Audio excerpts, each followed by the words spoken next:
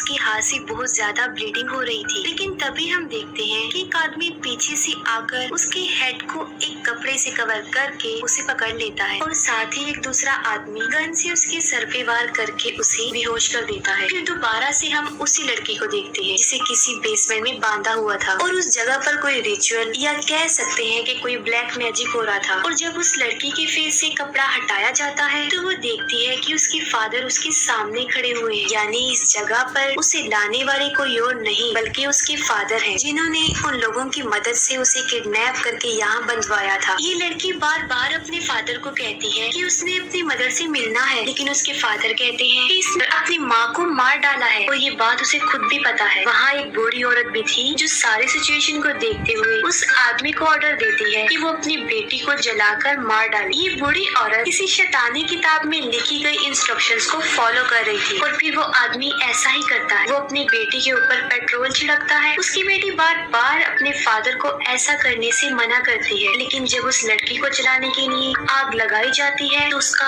असली रूप सामने आता है, जहाँ वो शैतानी आवाज में बोलते हुए कहती है कि उसने अपनी मदर को तो मार डाला है और अब वो अपने फादर को भी मार डालेगी। तब उसके फादर उसकी पूरी बॉडी पर आग लगा एक शॉट गन से उसका सर उड़ा देते हैं। इसके बाद हम कुछ फ्रेंड्स को देखते हैं जो एक जंगल में इकट्ठे हुए थे। उन फ्रेंड्स में एक लड़का जिसका नाम डेविड होता है, वो काफी सालों बाद अपने फ्रेंड्स से मिल रहा था और वो अपनी बेस्ट फ्रेंड के साथ वहाँ आया था। इन फ्रेंड्स के अलावा वहाँ डेविड की सिस्टर जिसका नाम मिया होता है और यही कहानी की मेन कैरेक्टर है, वो भी वहाँ पर थी और डेविड उससे भी काफी सालों बाद ही मिल रहा था। वो सब इस जंगल में डेविड के पुराने घर में आए थे क्योंकि डेविड की सिस्टर मिया को ड्रग्स की बहुत आदत हो गई और उसकी इस आदत को छुड़ाने की गर्ज से वो लोग यहाँ आए थे। फिर ये सब डेविड के घर के अंदर जाते हैं जहाँ मिया को पैनिक अटैक्स आ रहे थे और ये सब उसे ड्रग की लत लगने की वजह से हो रहा था। मिया कहती है कि उसे यहाँ से बहुत गंदी स्मेल आ रही है। वो लोग समझते हैं कि शायद मिया यहाँ से भागने के लिए ऐसा कह रही है, लेकिन फिर डेविड के डॉग को उस घर में एक सीक्रेट बेसमेंट मिलता है। ये वही बेसमेंट था जहाँ मूवी की स्टार्ट में रिचुअल हो रहे थे। वो लोग बेसमेंट में जाते हैं और वहाँ उन्हें बहुत सारी मरी हुई बिल्लियाँ लटकी हुई मिलती है। डेविड के फ्रेंड